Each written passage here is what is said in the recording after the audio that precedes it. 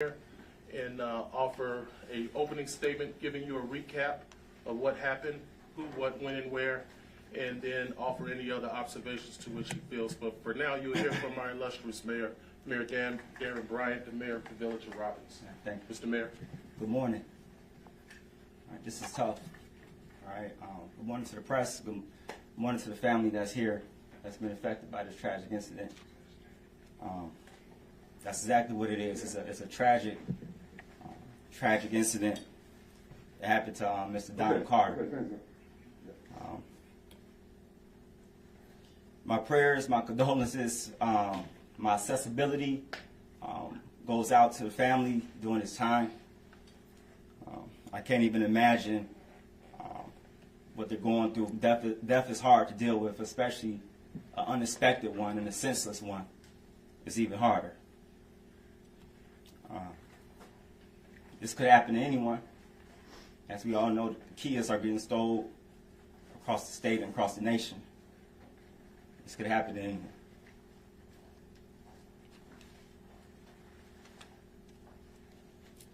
Illinois, the state of progressive reform. Illinois is the state of progressive reform. And I'm calling for juvenile justice reform, where you can have a 13-year-old commit 3 crimes in 1 incident. From stealing a car to driving under the legal age, and then ultimately taking someone's life. Somebody needs to be held accountable. I'm going to keep my remarks short because it's not about politics. It's not about, at this moment, it's more so about the family. But the long-term solution needs to be talked about how we can get justice for this family and how we can prevent another family from experiencing this situation. I'm going to turn it over to my chief of police to talk about different details of what he can release. Obviously, we know this is a sensitive matter, dealing with a juvenile, but the chief will be able to address whatever he can. Thank you. Chief Shepard, can you just spell out your first and last name for the record? Maybe we can just stand to his right. Good morning, child. First name is David, D-A-V-I-D. Last name is Shepard, S-H-E-P-P-A-R-D. First of all, I just want to say good morning to everyone that's in the room. I do want to express my condolences to the family that is sitting here over to my left. I was on the scene. I've been in this for like 28 years. I've seen a lot, and we carry a lot as police officers, but I am very sorry for your loss, because this is something definitely that could have been prevented, in my opinion, and I am going to try to work toward making some kind of penalty that these juveniles can understand that we're serious about, that you have to stop this. And with that, I'll just let you know, on Sunday, approximately at about 2:30, I received a call that there was an incident that happened here in the village. I spoke with the officer who was responding officer on scene. Basically stated that he had spotted a vehicle which was a Kia with a broken window. The broken window is the hallmark mark of vehicles that's been stolen. Normally they break the rear driver window, and then they tape it up with clear tape or black tape, and then they access the vehicle and they drive around. At that point, he stated that he saw the vehicle make a turn. He wanted to try to catch up to the vehicle in order to get the license plate. And once he saw the vehicle again, he saw a puff of smoke. He proceeded to that area where the smoke was. He did see Mr. Carter's car had been involved in an accident, and he did see that the 3 individuals was running and leaving out of the Kia. We were able to apprehend all 3 offenders. They were brought here to the Robbins Police Department, where we reached out to the state's attorney's office and to their parents. Since then, we've been working under the leadership of the state's attorney's office to go forward with this case. Right now, as cases go in Illinois, being that there are juveniles, meaning that they're under the age of 18, there's extra steps that we have to take in Illinois. Those laws were handed down from Springfield, and we have to abide by them. The master question in the room is, why were they released? I'm going to answer that in the beginning. Illinois state law states that anyone 12 years of age or under, that we can only hold in our custody for 6 hours. That's the maximum time that we can hold someone that's 12 and under. 12 and over, we can only hold for 24 hours. So within that 24-hour period, we have to try to put together a case in order to charge it. Unfortunately, we were not able to do that. We reached out to the state's attorney's office, which is the prosecuting authority, and they stated, Chief, we need these additional evidentiary valuable items in order for us to go forward. At that point, we had to see what do we need to do to get them. Unfortunately, a couple of them we need to exercise a search warrant for. Because of the Constitution, we have to get a search warrant. Yesterday, we typed up the search warrant. We sent it over to the state's attorney's office. From there, the state's attorney's office must approve the search warrant. We did not receive approval after last check-in at 11 o'clock p.m. last night. I did call my lead detective this morning. He is going to check with the state's attorney this morning to see if we can get approval of that search warrant. After the approval of the search warrant, we will then walk that over to a judge. A judge has to sign off on that to give us permission to exercise that search warrant. After that, basically we have 96 hours to exercise the search warrant, and then we must return it back to the judge stating if we executed it or if whatever items that we removed or took into our possession. That's the stage that we're at right now.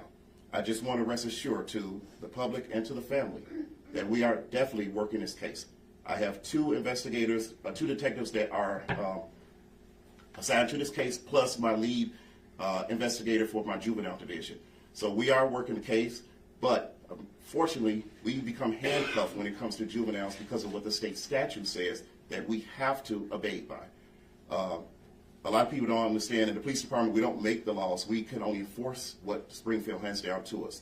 So if Springfield say, hey, in 24 hours, you have to return them to their parents, we have to return them. So that's what happened. Well, now, just a few questions. Please keep in mind, we don't want to compromise the integrity of the investigation. So if he is not able to answer, please just work with us on that. I'm sorry, Mike, go ahead. When the officer spotted the Kia, was it speeding, and was there a pursuit before the crash? No, there was no pursuit, and the Kia was not speeding at the point that he assaulted the Kia.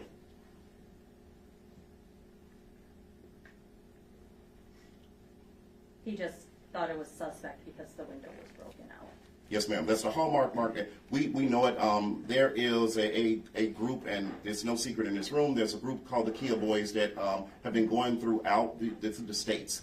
These are a group of juveniles who decide that they want to steal people cars, Kias or Hyundais, and they ride around in it for fun. We've had incidents where they driven cars after they stole them, they run out of gas, they steal another car, then they drive that one. We've had incidents where they stole cars to go steal other cars.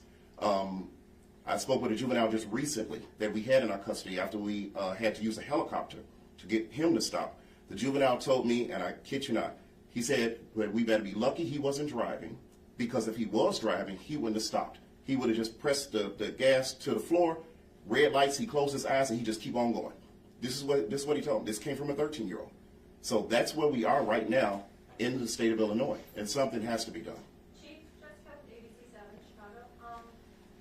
When this might be a very obvious answer, but they're allowed to be released back to their parents. Does that mean they can go back to school today, resume their regular activities? Because they haven't been charged with anything at this point. Yes, ma'am. Yes, ma'am. That's exactly right. They go back to their parents. Right now, again, we're doing the investigation. If and when that investigation turns over the evidence that we need to turn over to the prosecuting authority, which is the state's attorney's office, at that point, the state's attorney then makes the decision of what charges will be launched against these individuals. Only then. Any evidence that these kids were working for somebody else, stealing cars and getting them to an adult? At this time, I don't have anything of any knowledge of that. In your mind, what sort of consequences should these kids face? So, for my opinion, will be a little bit different. I am a father. I have been in this for 28 years. I've seen it change. In my opinion, the problem is in Cook County, and probably throughout the state, but I can speak for Cook County. Right now, people are not being held accountable for what they're doing. And if there's no punishment that deters a person from doing something, then they will continue the same activity. When we were younger, our moms or dads told us, hey, if you do this, this is going to happen. We took it serious. We didn't do it. Bless my heart, I'm scared to death of my mom right now. But unfortunately right now, we've come up against a culture that's matched against social media and defiance. And since there's no punishment, they're going to continue what they're doing. There has to be a change in the law. Chief or Mr. Mayor, in a situation like this, where these kids were out on Super Bowl Sunday, talked with the family, this is what they said. You have kids who are out on Super Bowl Sunday, but any kids, in any situation like this, 13 years old, and they're out stealing cars, joyriding, and knowing that they're being released back to the same situation which allowed this to happen to begin with, how much faith do you have that there will be any accountability on the home front? Well, truthfully, I have faith, that we do have a justice system that we can make work, okay? Because we have to also understand that whereas there may be children out that are doing things that they shouldn't be doing, there's also children out that are doing exactly what they should be doing, and we need to protect them, okay? So I do have faith in the system. Unfortunately, I can speak honest to say that we haven't had the results in Cook County that we would expect that we've previously had. And I don't know exactly what's the answer to that, but I do know that there needs to be some type of change. Had these kids been involved in an auto theft previously? At this time, that is something that I cannot answer, unfortunately, because of the investigation. Mayor, you want to comment on that? Yes. Come to the center, Mayor, please. Back to the gentleman's question over there as far as accountability goes. Obviously, once again, this plays an important factor. You all coming out, making sure that you all stay in contact with this case, making sure that we hold people accountable at the state's attorney's office, making sure that, the parents, somebody got to be held accountable for this senseless death. So you all play an important role in this factor of keeping the media in front of this matter. So. Any other questions? You want to talk about Representative Jones's? Nah, that's Okay, good. Just Representative Jones was on television last night. He's introducing a bill making the manufacturers, particularly Kia, more accountable in correcting this problem right away, because it's been ongoing. I think President Biden spoke of this too, so he made that clear. He's floating that bill this week, so you may want to check with his office. I just happen to be his publicist, but I'll keep you engaged with that. Mayor, any closing remarks, Mayor? You want to make any reflections? no, I don't have anything. I don't have anything. Chief, any idea when that search warrant will be executed, when you'll be able to? Come to the center, Chief. Oh, sorry. Again, we initially submitted it over yesterday. I believe it was around 4. Before my detectives left and went home last night, they checked around 11. State's attorney advised us that they did receive it and that they're working on it. We're going to check again. I just talked to my lead detective right downstairs before you all gentlemen showed up and arrived. And he stated he's going to give the state's attorney a call to see. Again, we at the police department don't control that. We just know there's a constitutional requirement that we have to give that search warrant in order to retrieve the evidence that the prosecuting authority, which is the state's attorney, needs to either charge or say, what charges will be charged in this case. You're not the first police chief that I've talked to in Cook County that has expressed frustration with the application of the law. This is true. Like I say, I've been in for, this is my 28th year, and I have seen a change. And the difference between Cook County and the other surrounding counties that we have here, it's a difference. It's a huge difference. What does that do for your rank and file, for you, for trying to gather evidence and then it goes nowhere? Well, unfortunately, we can't charge every case and we can't prosecute every case and we can't, send everyone to jail because that wouldn't be justice. But what we do is we work hard. We do our due diligence to make sure that we can capture every piece of evidentiary value that we need to give to the state's attorney's office. And sometimes we don't develop what we need, and it's tragic because as policemen, we carry every single crime with us. I mean, I can think all the way back to when I was a recruit out on the street, some of the things that happened. So when we cannot deliver justice for a family, it affects us, but we do try hard.